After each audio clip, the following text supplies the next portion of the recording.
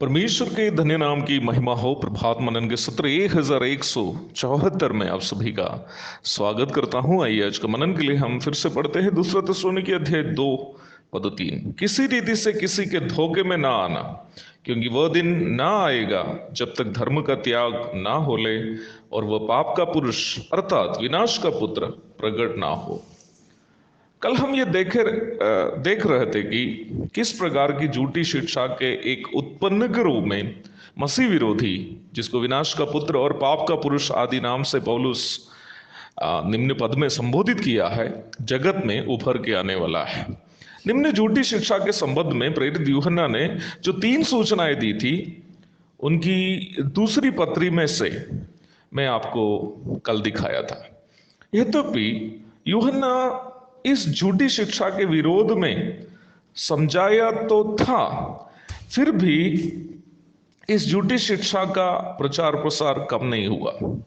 निम्न झूठी शिक्षा के उत्पन्न स्वरूप डोसेटिज्म नामक एक और झूठी शिक्षा कलीसियाओं में उन दिनों में प्रचलित होने लगी।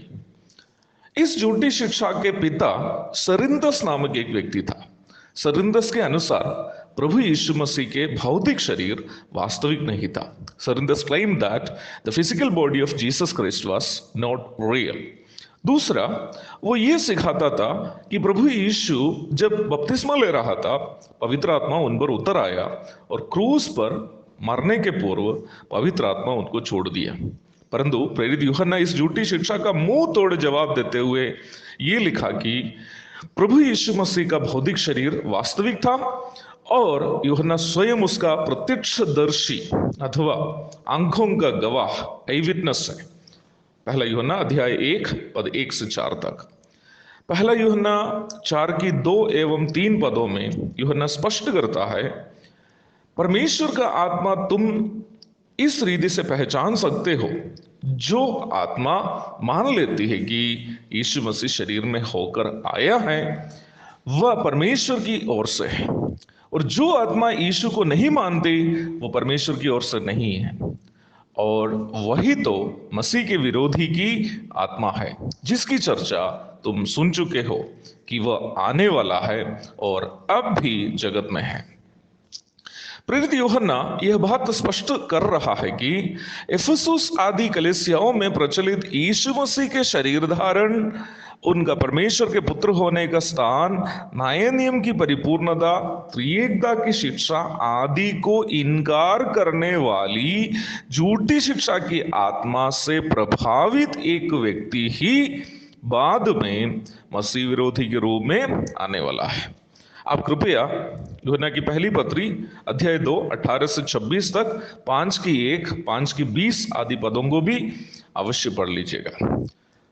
सच्चाई को यूहन्ना सहित कई लोग सिखाने के बावजूद भी निम्न झूठी शिक्षा यहाँ तक अविश्वासी यहूदियों के बीच में भी बहुत प्रचलित हुआ।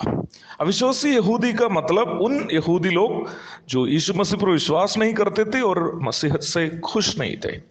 एक प्रकार कहने से इस झूठी शिक्षा का प्रचार प्रसार होना भी परमेश्वर के कार्यक्रम का हिस्सा था, जिससे मसीह विरोधी का आगमन होना है। उन दिनों में ना केवल इस्राएल में परंतु मध्य पूर्व एशिया और संपूर्ण दुनिया में यहूदी लोग रहते थे। प्रेरितों के काम अध्याय 2 5 से 11 तक पढ़ लीजिएगा। इन क्षेत्रों के बीच में यहाँ तक यहूदी और अरबी लोग के बीच में भी और अन्य लोगों के बीच में भी व्यापार संबंध होता था। व्यापार आदि बढ़ने के साथ साथ अच्छी तथा झूठी शिक्षा दोनों का भी प्रचार प्रसार होते थे। इसी दरमियान 22 अप्रैल 571 ईस्वी में सऊदी अरब के मदीना में कुरैशी गोत्र से अबू अल कासिम मोहम्मद इब्न अब्द का जन्म हुआ। उनके माता पिता के देहांत के बाद उनके एक अंकल उनका देखभाल करता था। कासिम मोहम्मद जब 25 वर्ष के थे, उन्होंने 40 वर्षीय विधवा खदीजा से, जो एक व्यवसायिका भी थी, शादी रची। इस प्रकार वह खदीजा के व्यवसाय में भी सहभागी हो गया। खदीजा के व्यावसायिक आवश्यकताओं के सिलसिले में कासिम मोहम्मद को काफी दूर दूर जगहों में सफर करना पड़ता था। इन यात्राओं में वह काफी यहूदी व्यापारियों से भी मिलता था, जिससे उनको बाइबल और यीशु मसीह दोनों के बारे में सही और गलत दोनों जानकारी मिलती थी। कासिम मोहम्मद को मिली हुई इस जानकारियां सरिंदस की शिक्षा के लिए एक नया युग का शुरुआत था। आप सोच रहे होंगे मैं ये सब बात क्यों बोल रहा ना। प्रभु दया करेंगे तो वो कहानी मैं कल आपको बताऊंगा। थोड़ा सा आपको इंतजार करना पड़ेगा क्योंकि समय बहुत हो गया। प्रभु जल्दी आने वाला है। वचन को सही सही समझना जरूरी है। उसके लिए प्रभु हम सबको अनुग्रह दे। एक और शुभ दिन की धन्य कामनाओं के साथ आज का मनन को फिलहाल मैं यहाँ पूर्ण विराम देता हूँ। प्रभु नहीं आया तो कल जारी रखूंगा। प्रभु के नाम की महिमा हो। आमीन। मारानाथा।